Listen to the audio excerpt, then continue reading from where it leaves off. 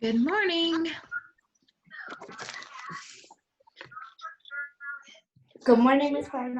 Good morning. Make sure you have your Bibles this morning.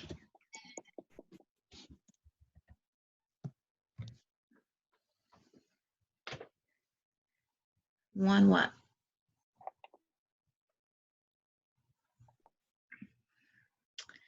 Yes. Make sure you have your Bibles, your Bible workbook, your math book, and notes. We're doing something today that you've never done before. So make sure you have things ready to take math notes. Now we've got multiple Noahs. Let's see. Let's see if I can remove him. Maybe.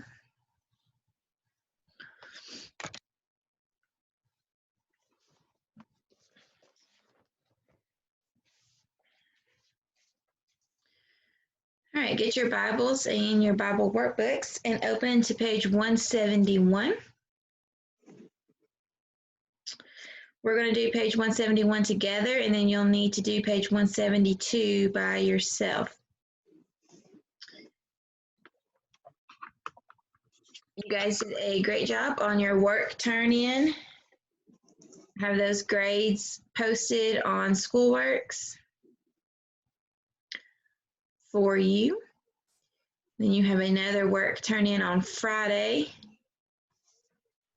And I'm anxious to see those math tests and see how you guys did.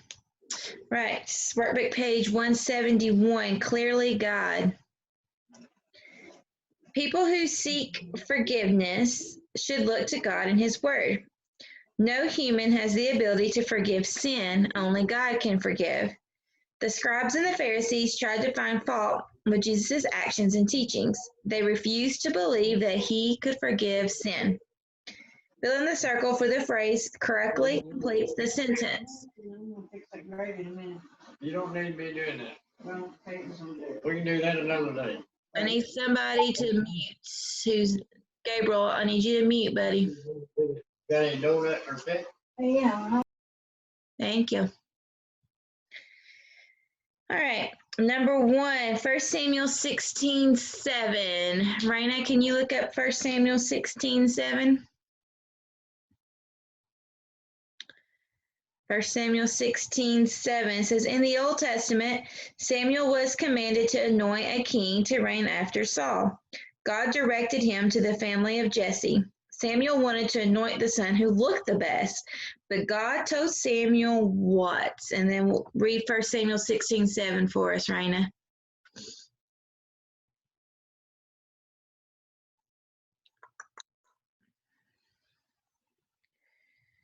Still finding it.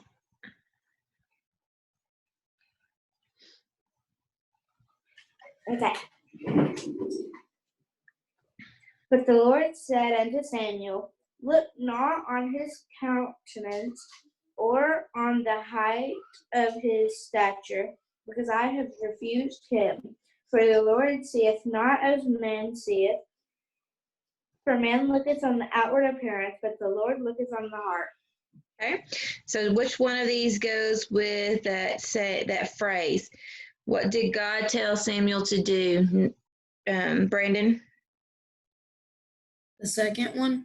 Man looks at the outward appearance, but the Lord looks on the heart. Luke 5:20 through 24. Noah, find that for us. Olivia, find Matthew 23:27 through 28. Excuse me. Brandon, find John 8:10 and 11. Gabriel, find John 8:13, 18.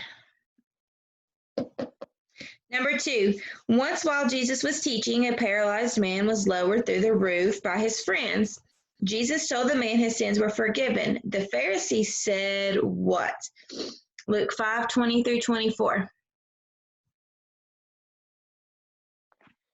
And when he saw their faith, he said unto them, Man, thy sins are forgiven thee. And the scribes and the Pharisees began to reason, saying, Who is this which speaketh blasphemies? Who can forgive sins but God alone? But when Jesus perceived their thoughts, he answering said unto them, What reason ye in your hearts? Whether it is easy to say, Thy sins be forgiven thee, or to say, Rise up and walk.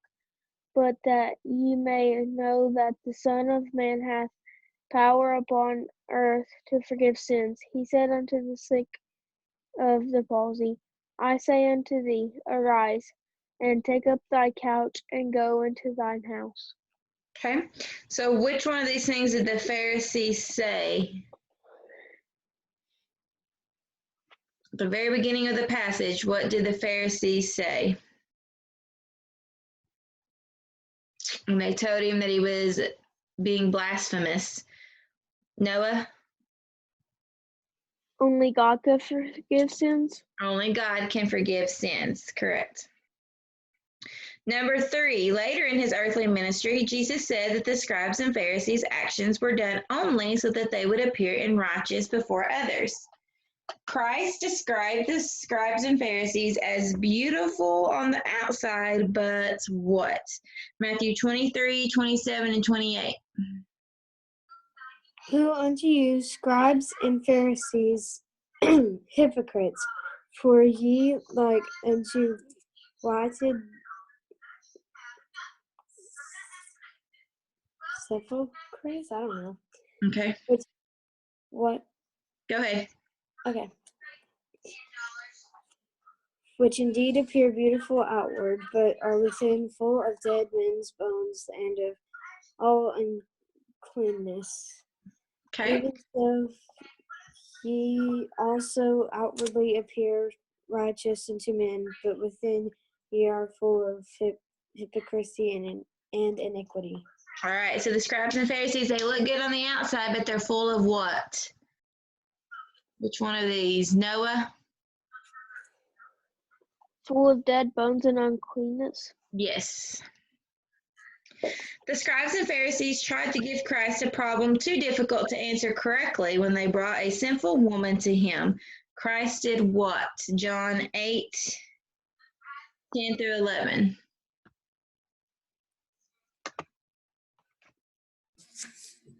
When Jesus had lifted up himself and saw none but the woman, he said unto her, Woman, where are those thine accusers?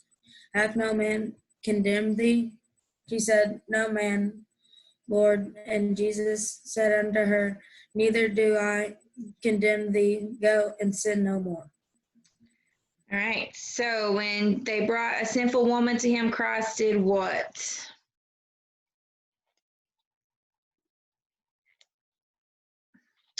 One of those phrases did Christ do? Noah? Saw the woman's need of salvation and forgave her sin. Yes. Number 5, the Pharisees accused Jesus of lying about who he was, since no one could testify that Jesus said was true. Christ did what? John 8:13 and then verse 18. The Pharisees therefore said unto him, Thou bearest according to of thyself, thy accord is not true.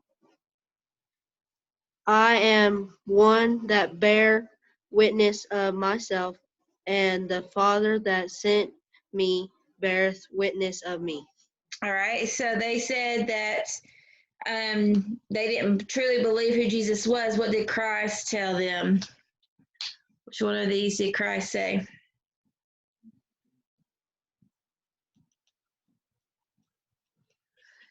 Okay, we'll look back in your verse that you read, and which one is it? The second one? No. What's verse 18 say?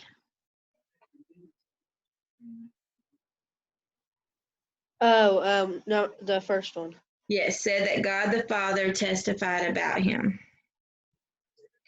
The scribes and Pharisees knew the scriptures and should have been the first to recognize Jesus as the promised Messiah. but they had made practicing religions a way of life, full of laws to be obeyed to earn salvation.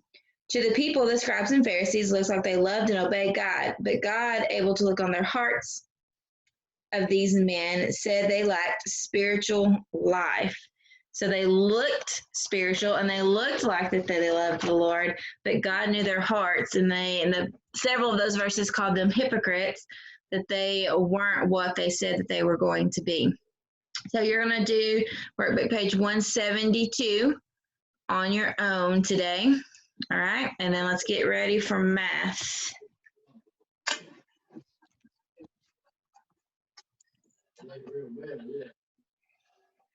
Go mute again, Gabriel.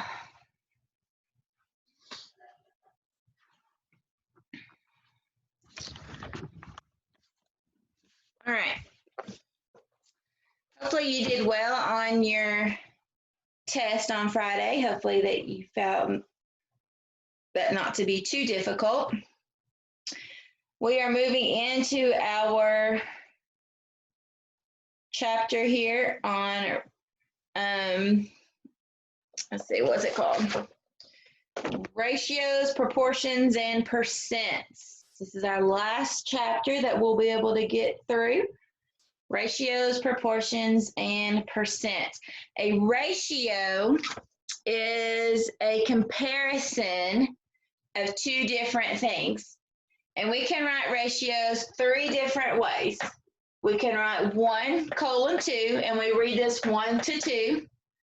We can write 1 and the word 2 to 2. And then we can put it in fraction form, so 1/2. Whatever the first thing is that you're comparing to, the second thing always goes first, whether it's larger than the second or smaller than the second. So in these cases, they're in order, 1 to 2. So this would be like 1 girl to 2 boys in the class. So our class was made up of 3 people. There was 1 girl and there was 2 boys. So the ratio of girls to boys would be 1 to 2. I could do the ratio boys to girls, and I would flip those around, 2 boys to 1 girl. I could do girls to class, and it would be 1 to 3, okay? Because my total amount here would be 3 people. Your first number that you say, or the first item you say, so like girls to boys, would go first on both of these, and then it becomes the numerator on your fraction. Okay, so I'm going to share a picture real quick, and let's just talk about making our ratio.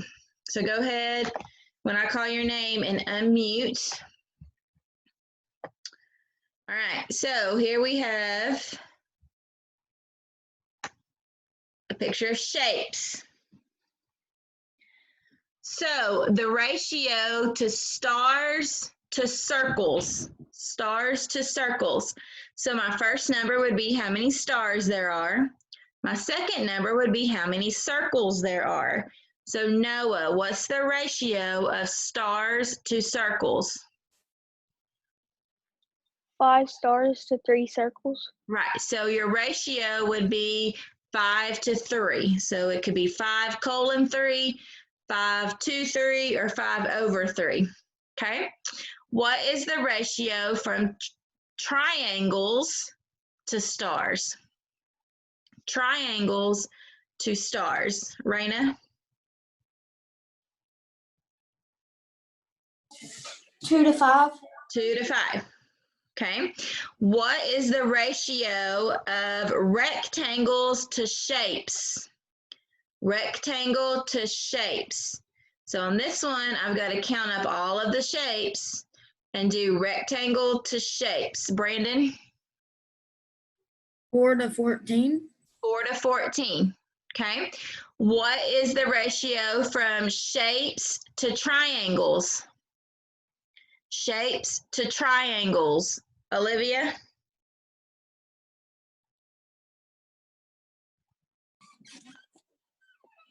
Shapes to triangles.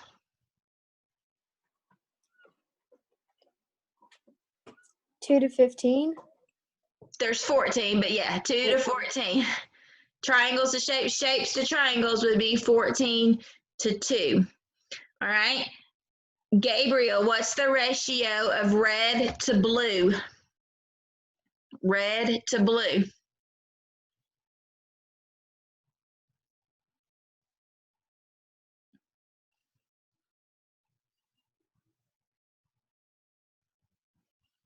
The 6 to 8. 6 to 8. Red to blue is 6 to 8. Right.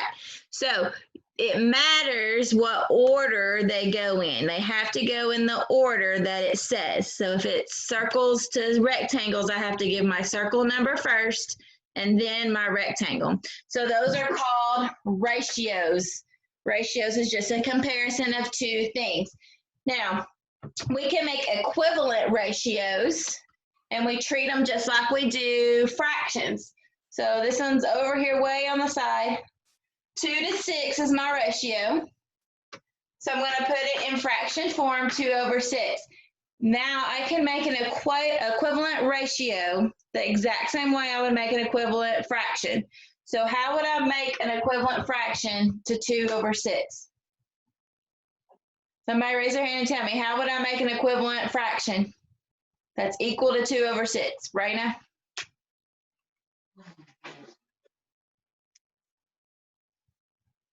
Divide them both by 2. Okay, I can divide and go smaller. So that would give me 1 over 3. What else can I do? If it was 2 over 6 and I'm getting an equivalent fraction, what else can I do, Noah?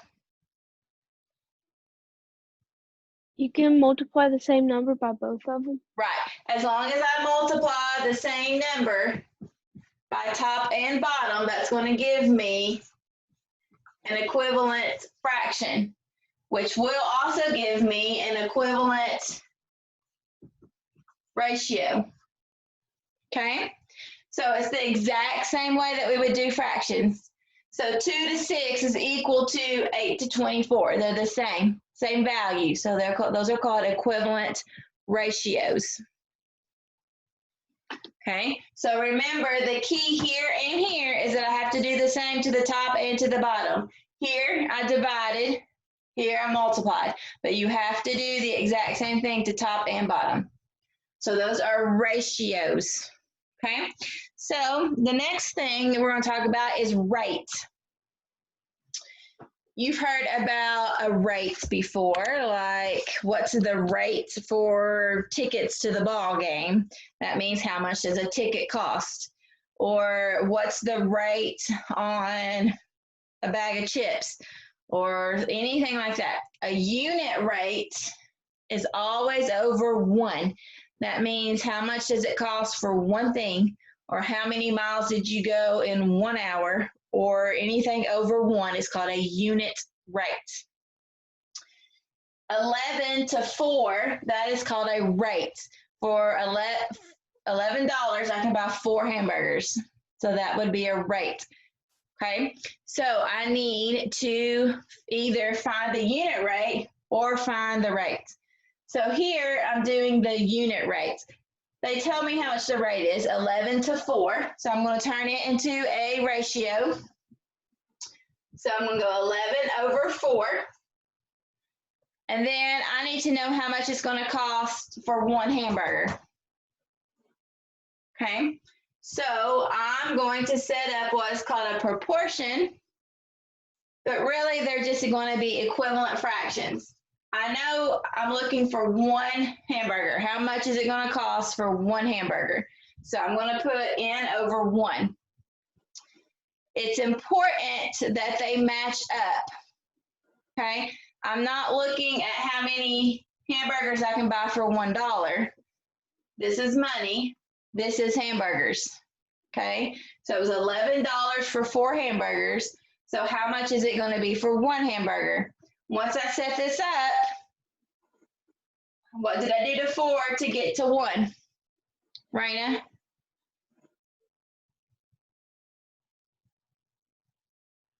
You divide it by 4. Divide by 4, okay? So we know how to do this. What do I need to do to 11? I need to divide by 4. Okay, So when I solve that out, 4 into 11, it's going to give me 2.75. So how much, if there's 4 hamburgers for $11, how much does it cost for 1 hamburger? Noah? $2.75. Right. Okay. So my new ratio, this one was 11 to 4. My ratio here for my unit rate is 2.75 to 1. Again, it's important that I make sure my 1 matches up with whatever I'm doing. Okay. I wasn't figuring out how many I could buy for $1. I was figuring out how much it was going to cost for 1 hamburger. So it has to match up to the other side, which was 4 hamburgers. Okay. This one, 12 cookies per package. So how many are in 4 packages? Okay. So what's my first ratio going to be? 12 cookies per package. How many is in 4 packages? So what's my first ratio? Noah? 12 to 4. Not 4. How many? I get 12 cookies per what? Raina?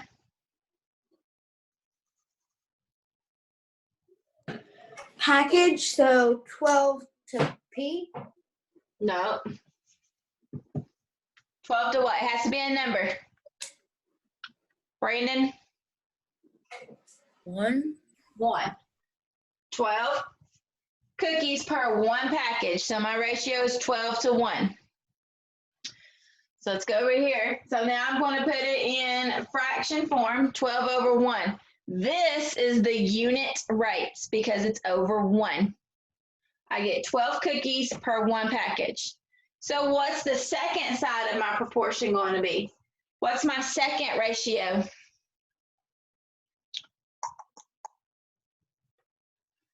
$12 cookies per 1 package, 12 over 1. How many is in 4 packages? What's my other ratio going to be?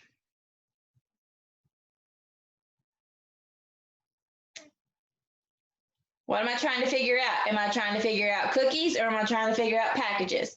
What's my ratio going to be, Raina?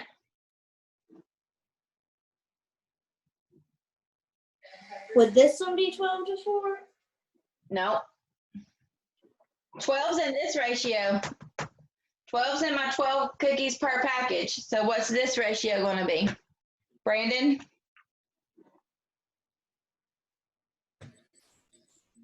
Something over 4 Okay. or something to 4. Okay, so what am I going to put something? What if we don't know what it is, what do we put? Go ahead, Brandon. A variable. Okay, so we're going to use cookies. So we're going to use C over 4. All right, so I have to put C over 4. I can't put 4 over C because I'm not looking at how many packages I'm going to get. I already know how many packages. I'm doing 4 packages. I don't know how many cookies are going to be in 4 packages. So I have to put my variable on top. 12 cookies. I don't know my cookies here. 1 package, 4 packages. Okay. We look really confused. 12 cookies per package. That means in 1 package, there's 12 cookies. So that ratio was 12 to 1. How many cookies are in 4 packages? Well, I don't know how many cookies, but I do know how many packages. There's 4 packages. I'm trying to figure out the cookies. So what did I do to 1 to get to 4? What did I do to 1 to get to 4? Noah? Multiplied by 4. Okay, so what I do to the bottom, I have to do to the top. So C equals what? C equals 48. So my new ratio, this was 12 to 1. My new ratio is going to be 48 to 4. How many cookies are in 4 packages? 48 cookies. Okay, these are equivalent to each other. That's why this works, because it's a proportion. 12 to 1, that's my unit rate. 48 to 4 is my packet, is my rate. 48 cookies to 4 packages. Okay, let me get my little marker board and let's do some more.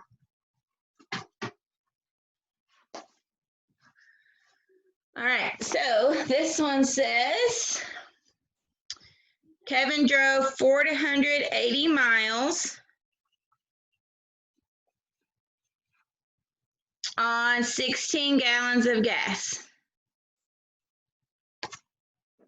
Okay, so I'm finding the unit rate. So I'm finding how many miles he can drive on 1 gallon of gas because that's my unit rate. So if this is my information, what's my ratio?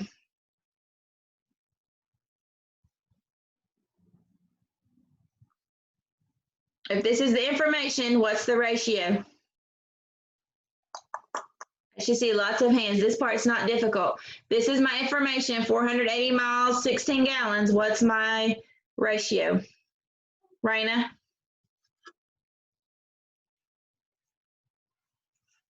$4.80 to 16. Right. 480 to 16. So I'm going to go ahead and put it in fraction form. 480 miles per 16 gallons.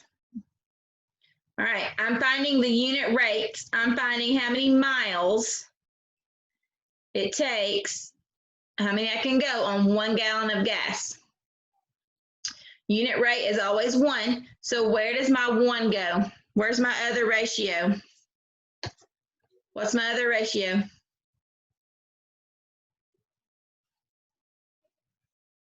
I'm trying to figure out how many miles I can go on 1 gallon of gas. What's my new ratio? Brandon?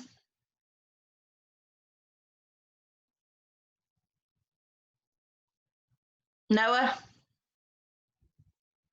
A variable over 1. Okay. We're going to use M because it's miles over 1. I could not do 1 over M because I'm trying to figure out how many miles I can go on 1 gallon of gas. So this is gallons, 16 gallons. This has to be gallons over here as well. Okay, so how am I going to solve for M?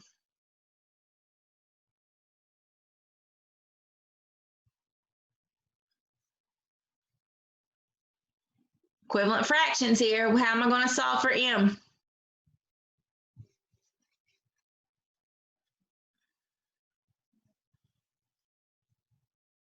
I should see 5 hands. We know how to do equivalent fractions. We've been doing them all year. How am I going to get M? How am I going to solve for M? Raina?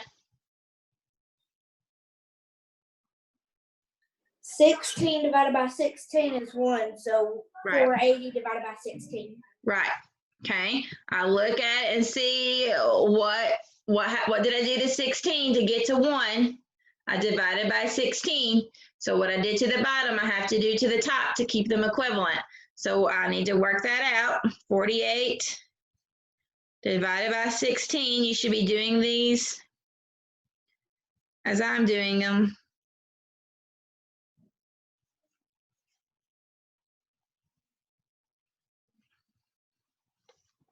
All right, so I should have gotten 30 miles. So my new ratio is 30 to 1. That's my unit rate, 30 miles to 1 gallon. I think you guys are overthinking this a little too much just because it's new.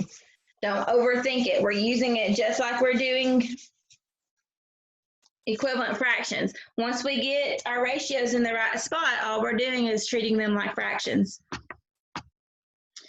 Elizabeth earned $48 in 5 hours.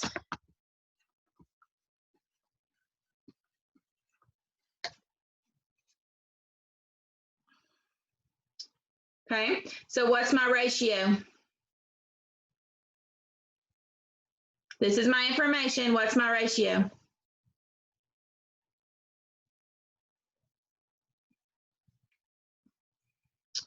Gabriel, what's my ratio?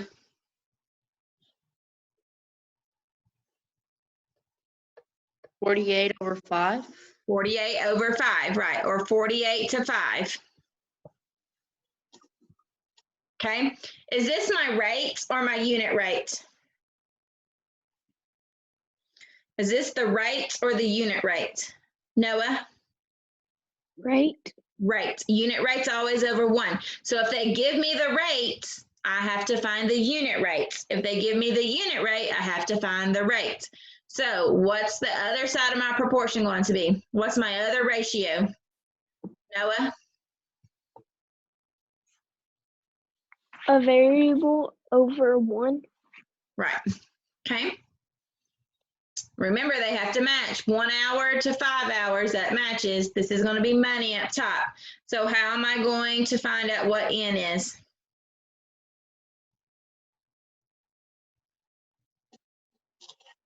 Raina?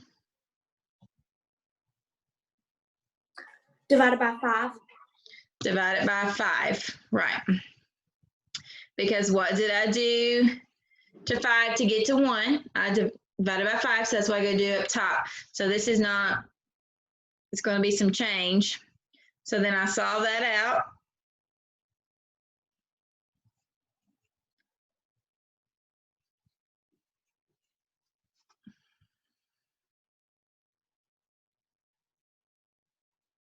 That's not right.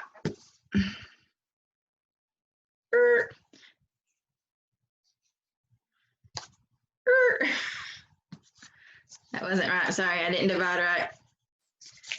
$9.60 is what it should be. Okay. So what's my new rate? What's my unit rate? If I'm saying it like a fract or a ratio, what's my unit rate? Noah? $9.60 to 1 So 1 what? hour. 1 hour, right. Okay. All right. Now let's look at something else. Now they're giving us the unit rate. We have to find the rates. 5 gallons at $3.15 per gallon. Okay, so my unit rate is $3.15 over 1. Unit rate's always over 1, remember. What's the other side going to be? So now I have my unit rate. I'm finding the rate. So what's the other side going to be? What's my other ratio? Noah? A variable and 5. Yes. How did we know that the variable was going on top? How did we know it was n over 5 or n to 5 instead of 5 to n? Raina?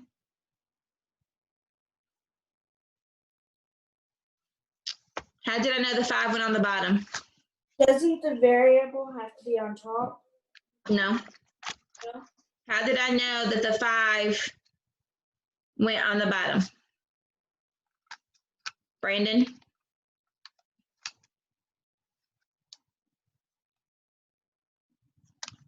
Because the top is money and the bottom is gallon. Yes. Okay. My terms have to match. 1 gallon, so my 5 has to go where gallons are because it's 5 gallons, not $5. It's 5 gallons. So my gallons have to go on the bottom because that's where this one is. Okay. So that your terms have to match in both of your ratios. So now what am I going to do? How am I going to solve for n? Noah? Multiply 5 to the top and the bottom. Yes. What did I do to 1 to get to 5? I multiply by 5. So that's what I have to do at the top as well. So I multiply that out.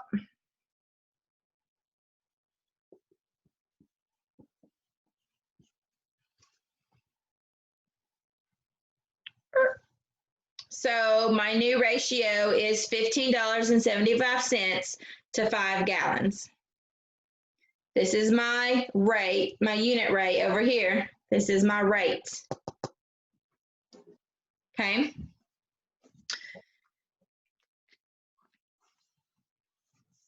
You've never done this before. So it's okay if you don't get it exactly at this particular moment, but you need to try your best to practice it and do what you understand. Look at your math notes. If you need help, you need to let me know so I can help you. Okay? So on pages 278 to 279 in your math book, 278, 279. 1 through 4, you're just writing ratios based upon that chart. 5 through 7, you're writing equivalent ratios in higher terms. That means that you're going to multiply by any given number. 8 through 10 is you're making them in lower terms. So that means you're dividing. 11 through 16, you're completing the ratio. So they give you one of them. See what you did to get to one side to the other. Do the top. Then go down to 21 through 23. You're reading that phrase and doing ratios. So you're doing 1 through 16, 21 through 23. 279, you're finding the unit rate, which is always over 1 on 24 through 29. 30 through 35, you're finding the rate. So they give you the unit rates. You have to find the rate. Make sure that you put your numbers in the correct spot. Your terms have to match. So what numbers are we doing? I'm about to tell you. You're doing 1 through 16. Then you're doing 21 through 35.